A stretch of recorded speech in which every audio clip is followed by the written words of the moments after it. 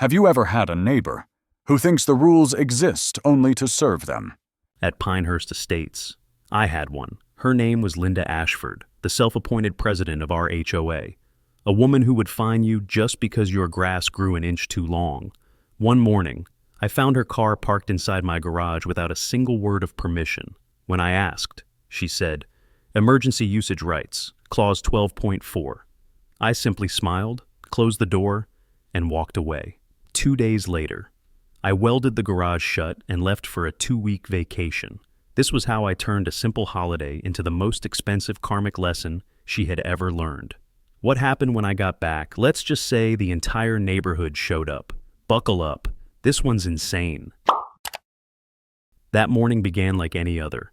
Calm sunlight spilling across the driveway as I sipped my coffee.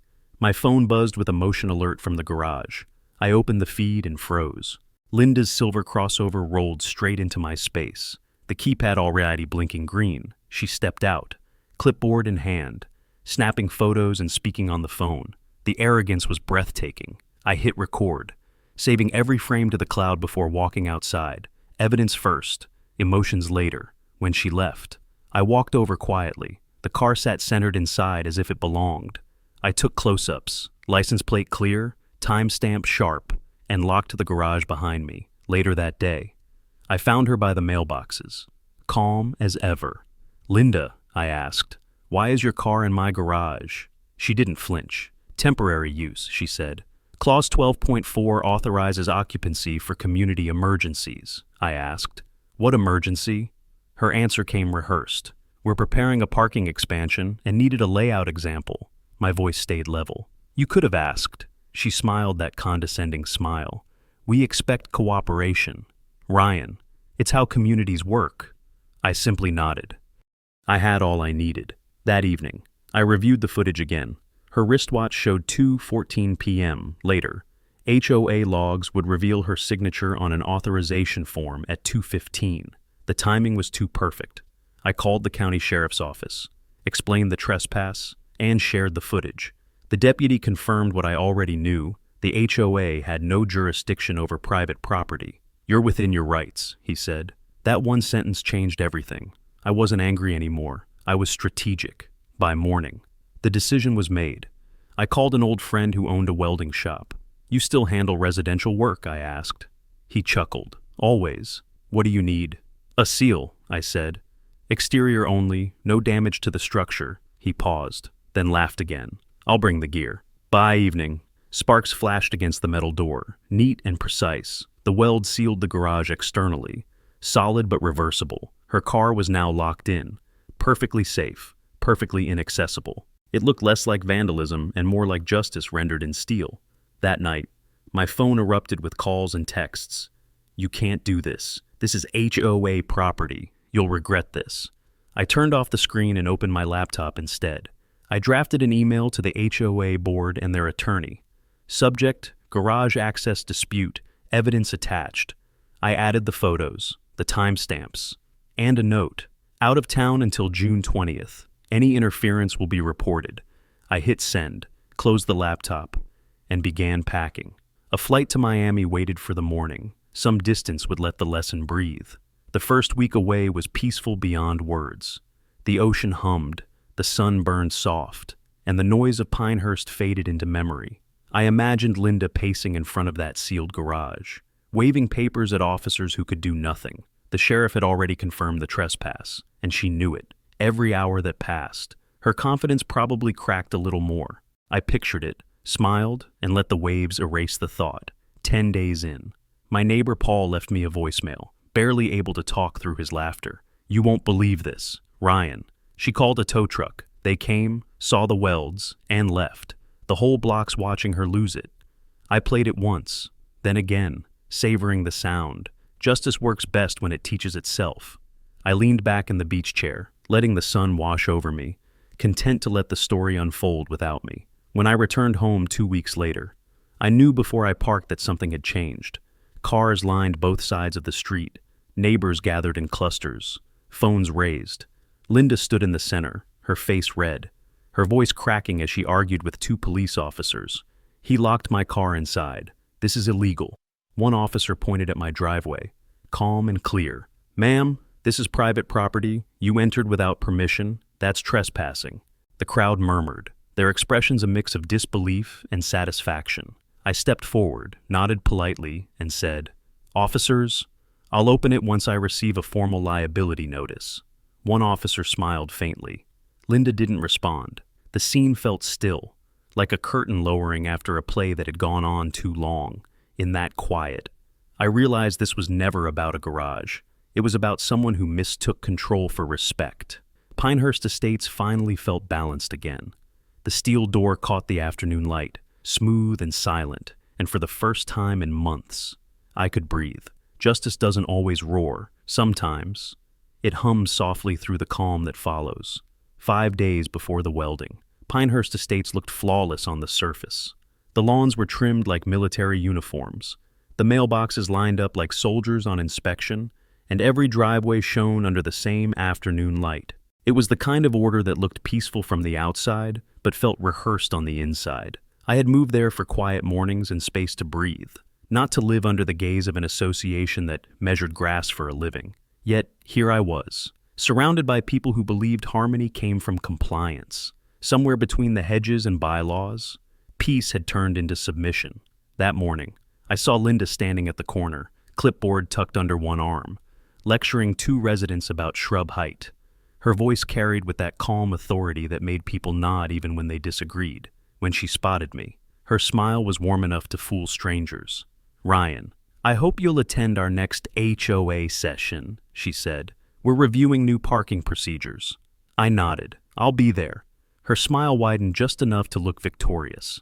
That was her kind of diplomacy. Polite words wrapped around an order. Watching her speak felt like watching someone perform ownership rather than leadership.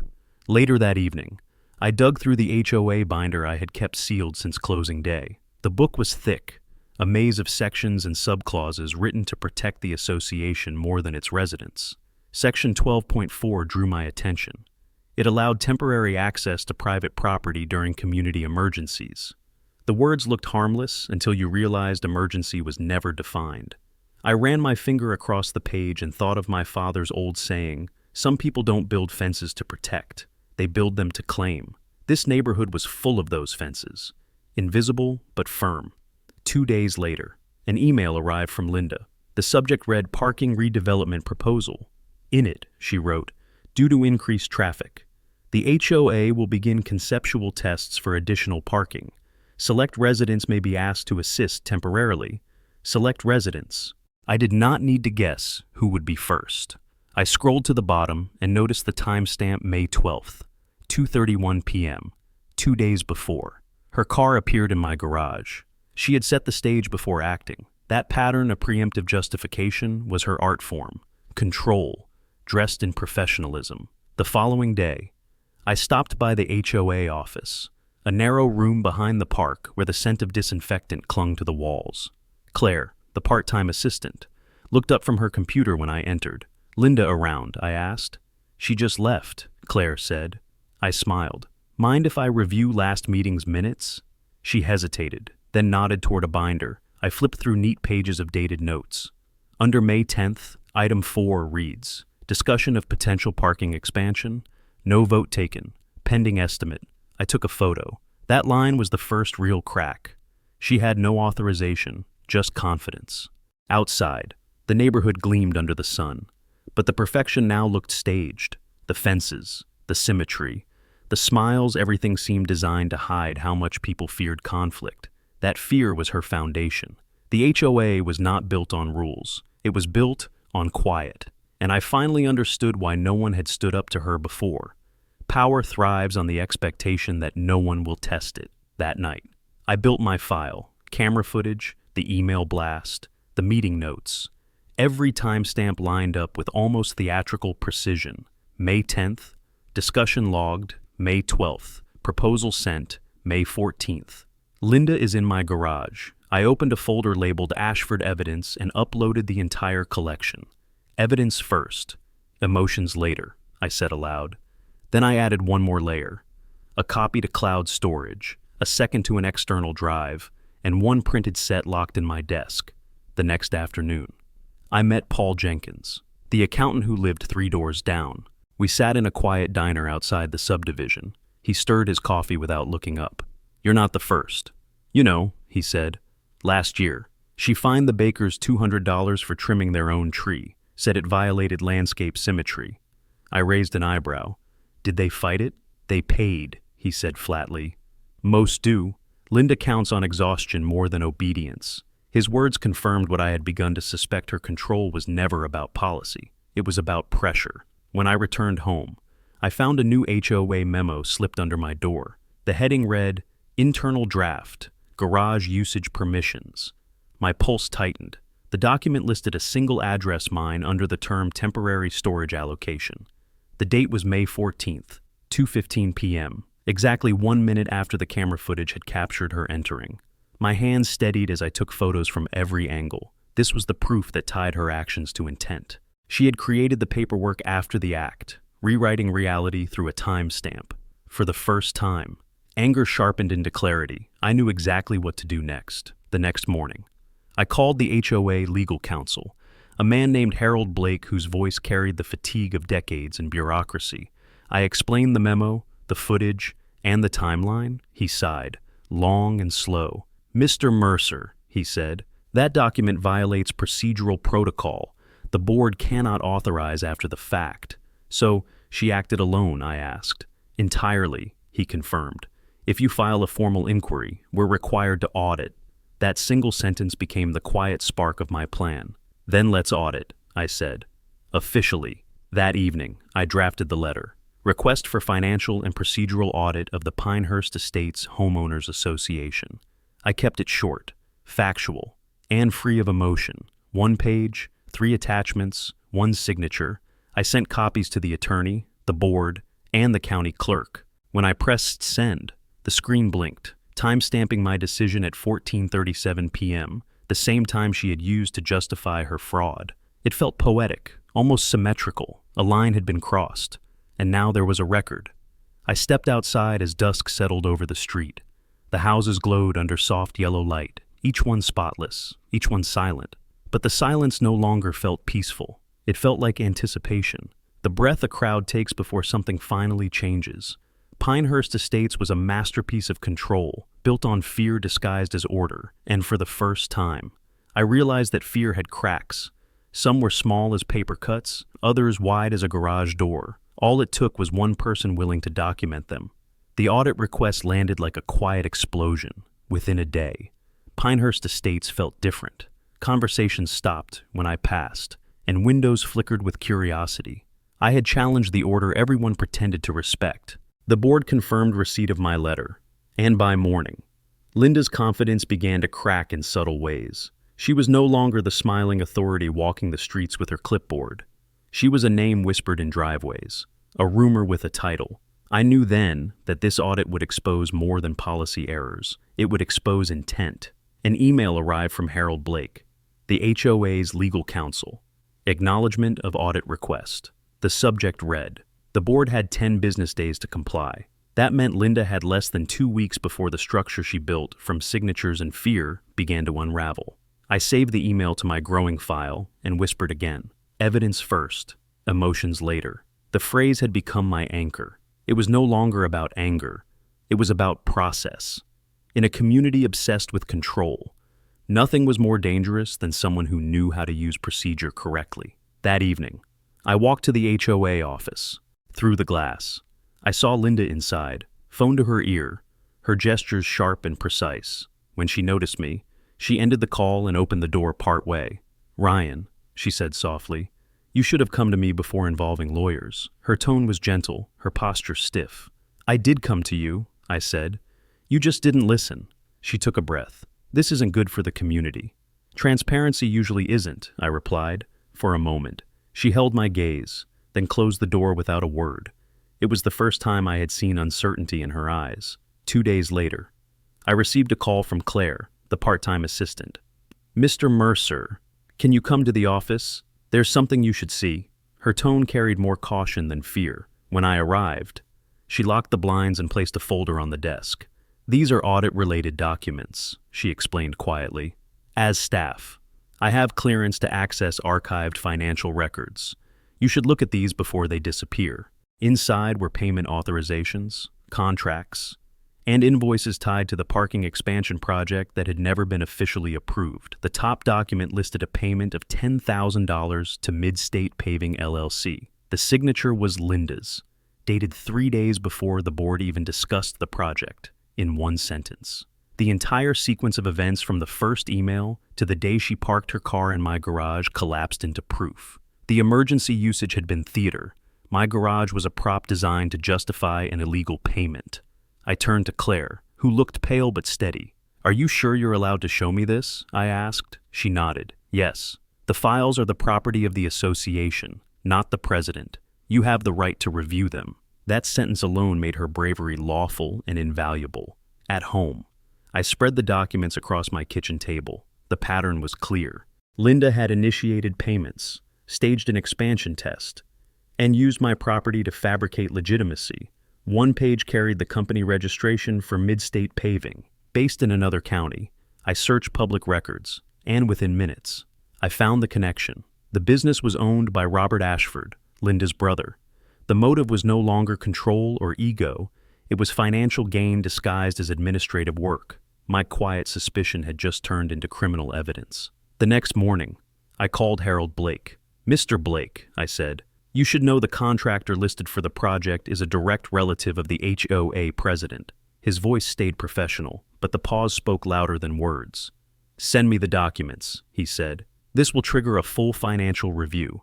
I scanned the pages and attached them immediately. As soon as I pressed send, I realized what had changed. I was no longer just defending myself.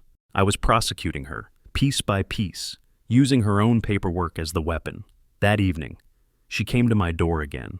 The smile she once wore like armor was gone. "You're making a mistake," she said, voice controlled but trembling at the edges. "Distributing false information violates HOA policy." I kept my tone even. "The audit will decide what's false." She stepped closer. "You think this makes you a hero?" I met her stare. "No, it just makes you accountable." She held my gaze for a second longer, then turned and walked away, the sound of her footsteps sharp against the concrete. I closed the door and locked it, not out of fear, but finality. The following morning, the auditors arrived with county authorization.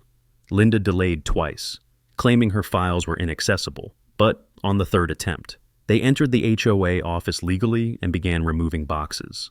Through the glass, I watched as stacks of binders and folders were loaded into their vehicle. Each page represented a fragment of her authority stripped clean. For someone who had built her reputation on perfect documentation, the sight of her own records carried away must have felt like watching her identity dissolve. That night, I sat outside on the porch with a cup of coffee cooling in my hand. My phone buzzed with a message from Harold. Preliminary review confirms financial discrepancies.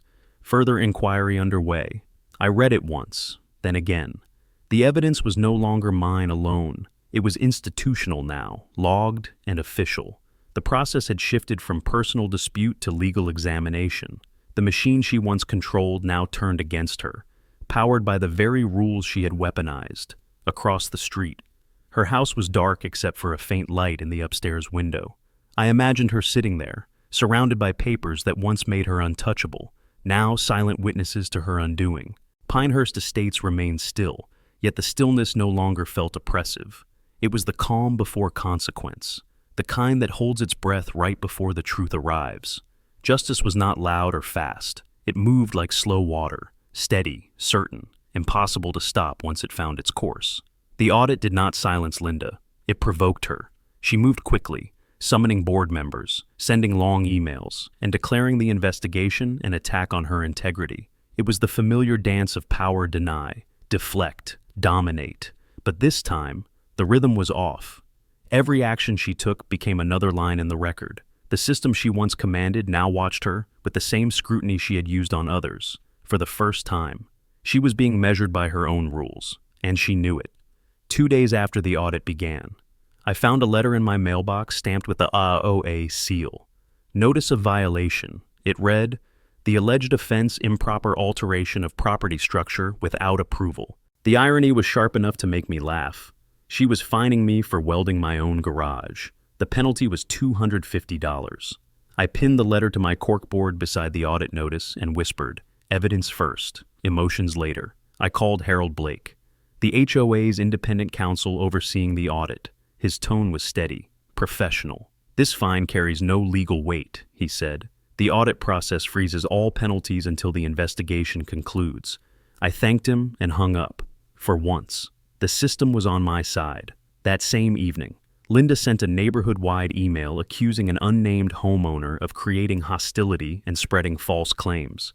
The language was careful, but everyone knew who she meant. The next day, a printed copy appeared on every doorstep, folded neatly under doormats like propaganda. The attempt to isolate me only made her desperation visible.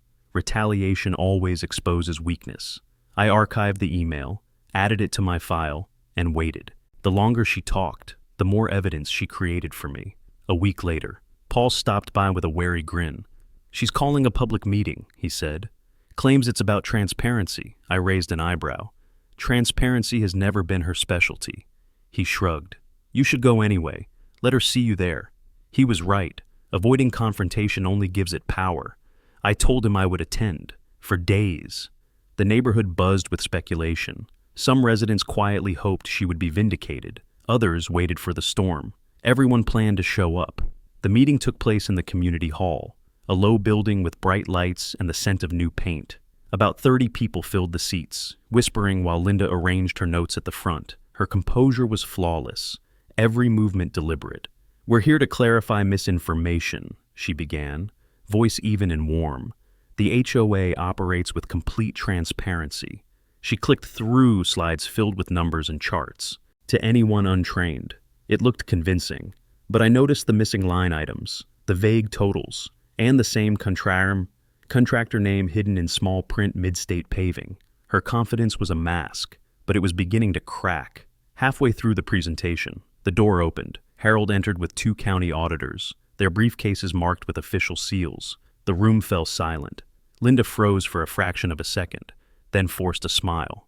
"Gentlemen," she said, "we weren't expecting you."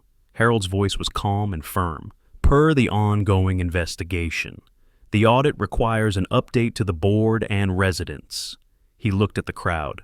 "Preliminary findings show procedural irregularities and unauthorized fund transfers. Additional review is underway."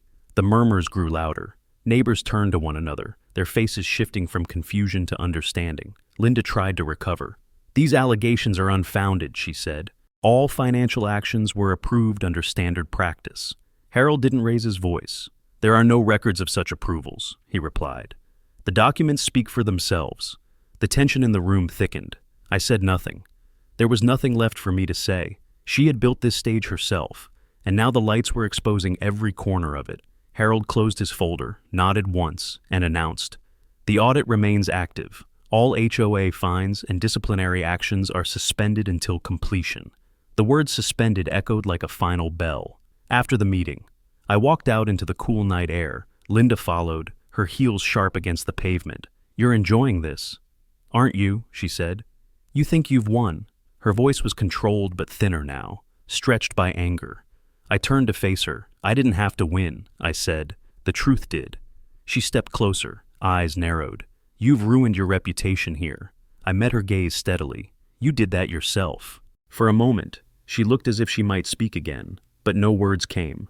She turned abruptly, opened her car door, and drove away. When I returned home, I placed the final documents in my binder. The confrontation had ended not with shouting, but with proof. For weeks, she had ruled through intimidation. Now, her own paperwork stood against her.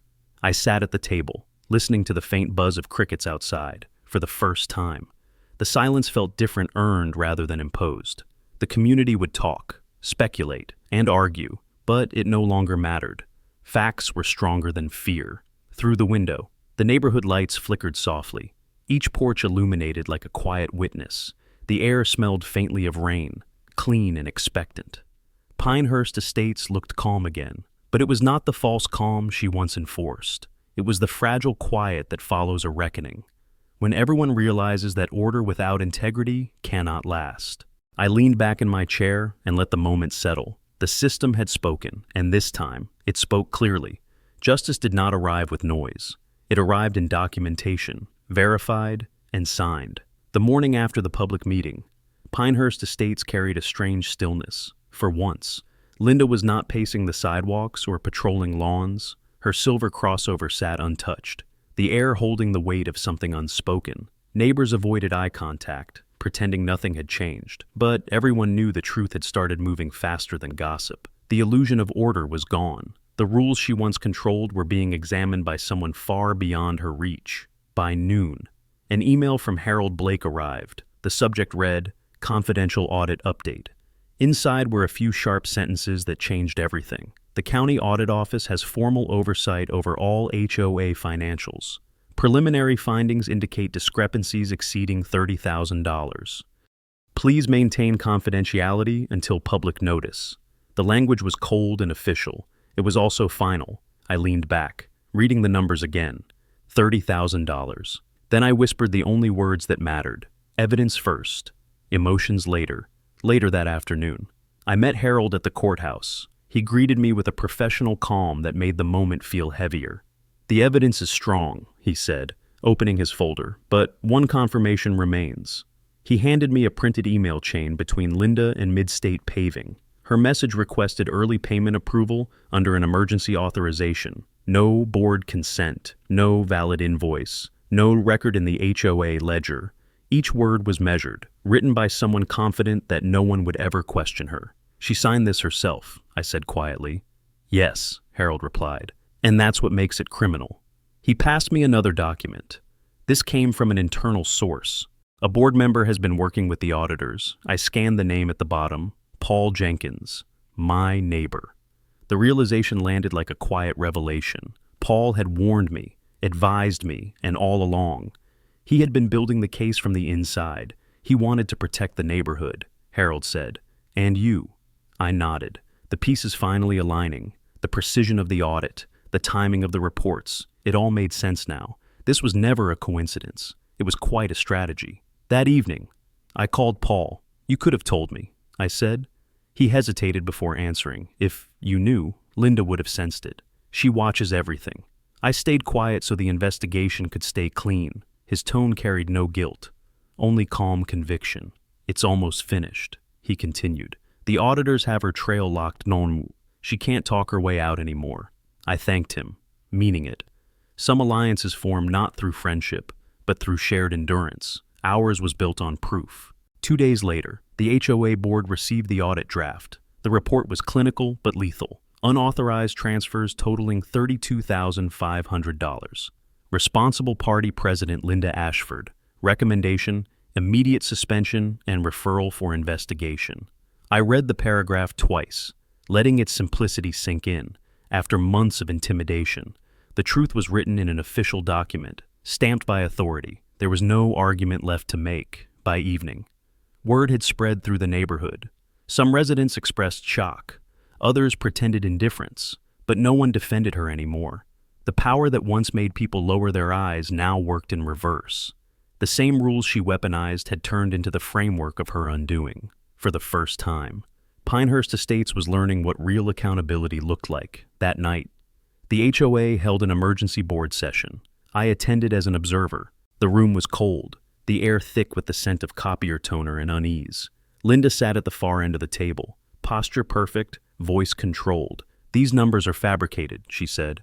Harold, seated opposite, remained calm. The audit was conducted under county oversight.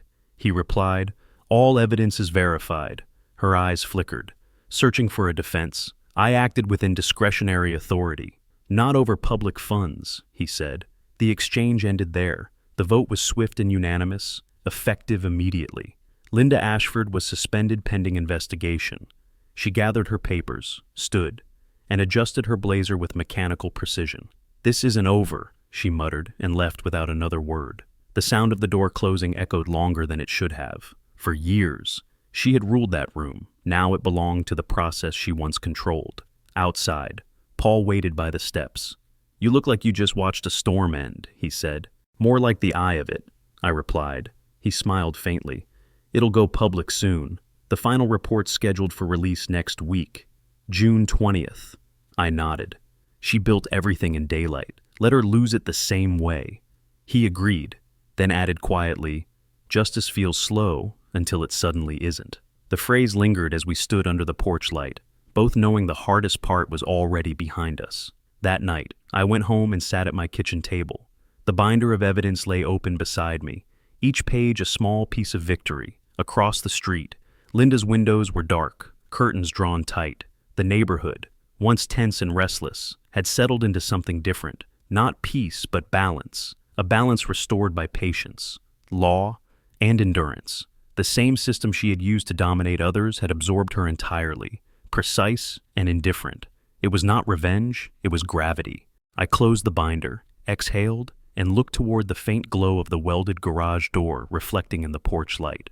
The symbol of everything she tried to take from me now stood as quiet proof that control can change hands without a single shout.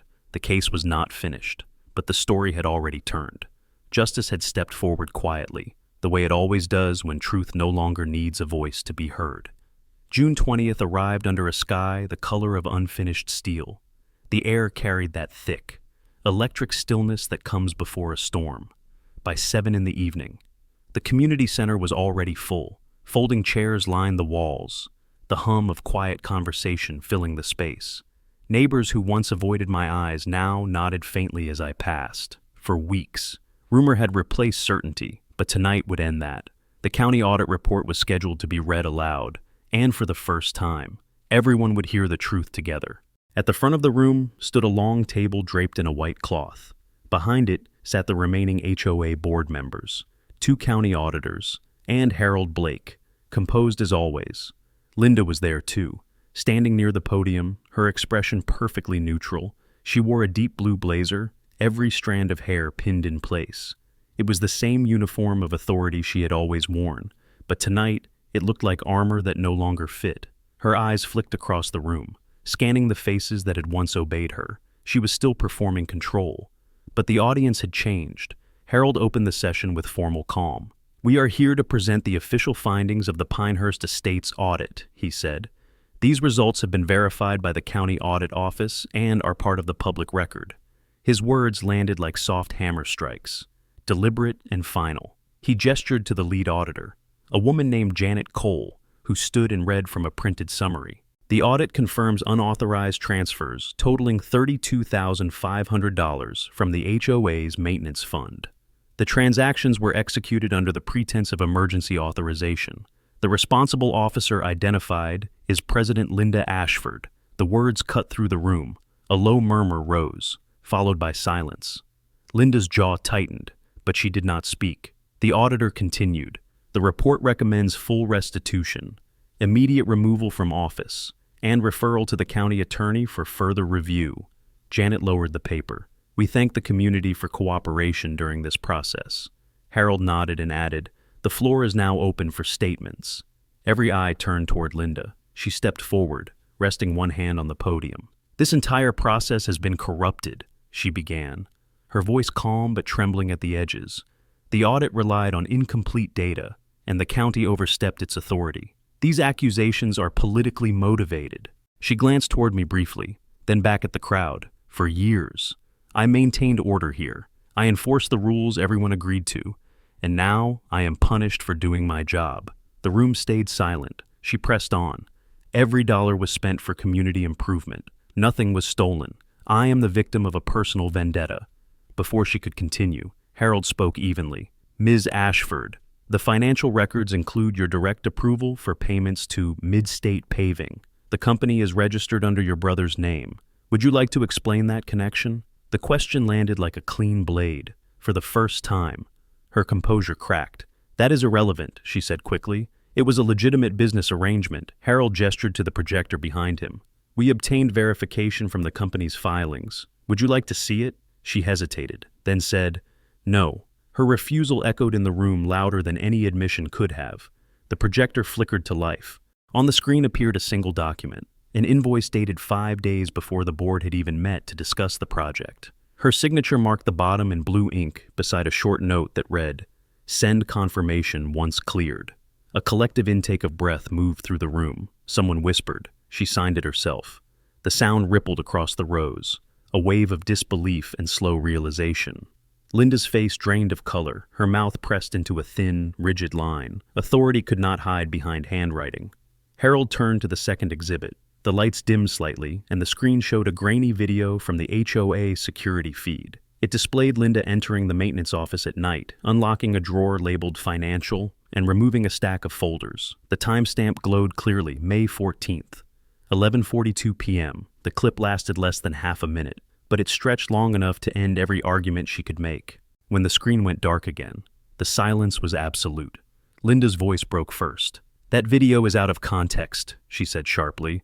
"I was retrieving documents for the board." Harold answered without raising his tone.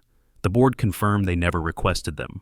For a moment, the room did not react. Then someone chuckled out of disbelief, and a few others followed. It was not cruel laughter, but the kind that comes when truth finally leaves no space for denial. Linda looked around, her eyes darting from face to face, searching for any sign of allegiance. There was none. Paul stood slowly from the second row. "We trusted you," he said. "You used that trust to take what wasn't yours." His tone was measured, not angry, but the disappointment in it was heavier than accusation. Linda stared at him, her hands gripping the podium. "You think you're better," she said. "You betrayed me." Paul shook his head. "No, I stopped pretending." She started to reply but stopped, realizing her words no longer carried weight. Power, like respect, vanishes the moment truth appears. Harold closed the folder. Per the county's recommendation, Ms. Ashford is removed from office effective immediately. The county attorney will handle all further matters. He looked to the audience. "This meeting is adjourned." The sound of chairs scraping filled the air as people rose. Conversations buzzed low and uneasily. No one cheered. Relief does not celebrate. It exhales. For years, fear had been the governing law here. In less than an hour, that law had expired. Outside, the sunset painted the sky in faint streaks of orange and violet. Paul walked beside me toward the parking lot, his hands in his pockets. "You think she'll fight it?" he asked. "She might try," I said, "but the paper trail already won." He smiled, faint and tired. "You're not the same man who welded that garage shut." "Maybe not," I replied, "but the reason hasn't changed." We stopped beside his truck. The air smelled of cut grass and warm asphalt, the atmosphere thick with the strange calm that follows upheaval. Across the lot, Linda stood alone beside her car. Her phone was pressed to her ear, her voice low but sharp enough to catch fragments. Words like appeal, attorney, and defamation were carried on the air. She noticed me watching and froze, for a brief second. She looked less like a leader and more like a defendant rehearsing excuses. Then she turned away. The power she once wielded had turned weightless in her hands. Authority means nothing without belief to sustain it. Harold joined me near the steps. "The county attorney will file formal charges within 2 weeks," he said. "Financial misconduct and possible fraud. The process will be slow but certain." He gave a small nod. "You handled it the right way." "There wasn't another way," I answered, "not one that lasts." His expression softened. "Justice is slower than anger, but it stays." He walked off into the dusk, the faint sound of his footsteps dissolving into the hum of conversation fading behind him. When I returned home, the porch light cast long shadows across the driveway. The welded garage door caught a streak of the setting sun, glowing faintly like polished metal. I sat on the steps, letting the air settle around me. The neighborhood was quiet now, not with fear, but with equilibrium, the kind of silence that comes after a long, necessary correction. For months, this fight had felt endless, but as I looked at the garage scar-turned symbol, I understood it had all been leading here, the stillness of balance restored. Morning light spilled across Pinehurst Estates like a quiet apology. The air smelled of wet earth from last night's rain, and for the first time in months, the neighborhood felt unburdened. I stood on my porch holding my coffee, listening to the faint sound of sprinklers and a dog barking somewhere down the street. Life had resumed its rhythm, but not as it was before. It was cleaner now, like a window wiped of dust. Justice had passed through here, and it left clarity in its wake. The streets seemed softer somehow, less rigid under the weight of past fear. The HOA office sat silent at the end of the cul-de-sac. The blinds were drawn, the door locked, and a paper notice taped to the glass. Under review by county auditor. It read in official black print. People stopped occasionally to read it. shake their heads, and move on. No one gossiped anymore. They did not need to. The facts had already spoken louder than any rumor could. For years, Linda had ruled with procedure and fear. Now the same procedure had written her ending. I walked down to my garage, the welded door still bearing the faint scorch marks from months ago. I had left it closed even after returning, a reminder more than a barrier. The metal caught the morning light, glowing like a scar-turned trophy. Inside, the air smelled faintly of machine oil and dust. Tools sat in their places, untouched since before the storm began. On the workbench lay a small brass key, dull from age but still solid. Its weight was familiar, a piece of quiet authority. Simple and honest, control earned rather than seized. Around noon, Harold stopped by, his calm as intact as ever. The county wrapped the case, he said. Restitution confirmed.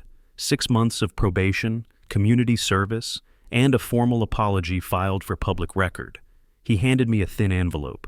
They wanted you to have the notice, he added. I opened it slowly. The letter inside was typed cleanly, every word clinical and polite, an apology without poetry. But it was real. After all, the law does not do sentiment. It only documents the truth. Later that evening, I decided it was time. I called a local contractor to cut through the welded seam of the garage door. Sparks flew in small bursts, bright against the darkening sky. When the metal finally gave way, the door lifted with a heavy groan. The smell of oil and concrete rushed out like exhaled memory. Inside, everything was as I had left it. The car, the tools, the faint layer of dust marking months of stillness. I stepped inside, brushing a hand across the hood of my car, feeling the smoothness of unbroken steel. Freedom did not shout. It hummed softly in the return to space. As I worked, I noticed a few neighbors standing at a distance, watching quietly. Paul waved. D, and I nodded back. No words were needed. The act itself was enough. The garage door stood open again, not as defiance, but as restoration. The space that had been stolen was mine once more, by law and by effort. When I finally closed it that night, I locked it with the old brass key and hung it by the door. A small reminder that control means nothing without responsibility. Inside the house, the air was warm and still. I poured a drink and sat by the window watching the quiet street. The porch lights flickered on one by one, each house casting its own soft glow. The neighborhood looked the same as before, but the feeling beneath it had changed. There was no fear now, no invisible weight pressing on conversation, just the calm after the consequence. Justice had no celebration, only stillness, the kind that lets people sleep again. As I sat there, I thought of Linda. Somewhere she was signing her restitution paperwork, her name written one last time under something she could not control. Maybe she would learn from it, maybe not, but Pinehurst had learned. Rules exist to protect, not to dominate. That was the lesson buried beneath all the metal and signatures. Every community, large or small, lives or dies by that truth. And when someone forgets it, there is always someone willing to weld the door shut until they remember. The clock on the wall ticked softly, marking the passage of an ordinary night. I closed my eyes for a moment, breathing in the scent of rain and steel. Balance restored at last. Evidence first, emotions later. It had guided me through the fire, and now it carried me back into peace. I smiled faintly, knowing the lesson would outlive the story that taught it. Justice does not echo, it endures. If this story made you pause, remember this: fairness is not loud, and doing what is right rarely feels dramatic in the moment. But it matters. It keeps the world standing straight one choice at a time, and sometimes that is enough to change an entire street. You are watching Karma Neighbors, where every act of arrogance eventually meets its quiet return. Stay tuned, stay decent, and never forget the world has its way of welding the door shut when justice comes calling.